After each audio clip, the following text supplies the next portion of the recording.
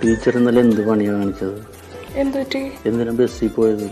ഞാനെന്തും ബസ്സിൽ തന്നെയല്ലേ പോണ. പക്ഷേ എന്നാലും ഇന്നലെ ഇരിക്കാൻ സീറ്റൊന്നും കിട്ടിയില്ലല്ലോ. അതെന്നും അങ്ങനെ തന്നെയാ. സ്കൂൾ വിടുന്ന സമയമല്ലേ, സീറ്റൊന്നും കിട്ടാറില്ല. ആ പിള്ളേരും ആൾക്കാരും ഒക്കെ കൂടിയിട്ട് ടീച്ചറിനെ തിക്കിഞ്ഞിരിക്കായിരുന്നു. എനിക്ക് ആകെ പ്രയാസമായി കണ്ടപ്പോ. ടീച്ചറിന് സീറ്റ് കിട്ടിയില്ലല്ലോ.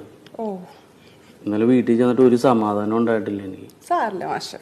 ടീച്ചർ എന്ത് വാട്സപ്പ് ഓൺ ചെയ്യാത്ത വീട്ടിൽ ചെന്ന് കഴിഞ്ഞാൽ? വീട്ടിൽ പോയി പണികളില്ലേ, പിന്നെ വാട്സപ്പ് ഒക്കെ ഇരിക്കാൻ പറ്റുമോ? ഒരു നേരത്തും ഓൺലൈനിലില്ല. അതേ, എനിക്ക് കാറുണ്ടല്ലോ, ഞാൻ സ്കൂൾ വിടുമ്പോ വണ്ടിയിലുണ്ടാവും. ടീച്ചർ വന്നു, ഞാൻ വീട്ടിൽ കൊണ്ട് ഇറക്കി വിട്ടേക്കാം. സാർ എന്നെ വീട്ടിൽ കൊണ്ട് ഇറക്കിയിട്ടല്ലേ ഹസ്ബൻഡ് എന്നെ വീട്ടിൽ നിന്ന് ഇറക്കിയിടും. സാർ എനിക്ക് അടുത്ത പീരീഡ് ക്ലാസ്സിലാണ്, വെറുതെ പ്രശ്നം ഉണ്ടാക്കില്ല. അവിടെ പോയിരുന്നു. മാഷെ, ഞാനിന്ന് ബൈക്ക് എടുത്തിട്ടില്ല. എന്നെ ഒന്ന് കാറിൽ വീട്ടിലിറക്കി വിടും.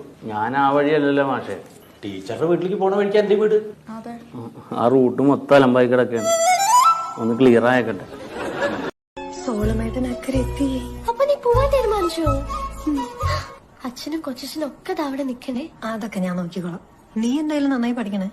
ഒരു വീട്ടിലെ ഒരു ഒളിച്ചോട്ടം മതി. അച്ഛനമ്മയൊക്കെ പറയണ കേട്ട് ഒരു പറയുന്ന ചെക്കനെ കേട്ട് സുഖമായിട്ട് ജീവിക്കണേ.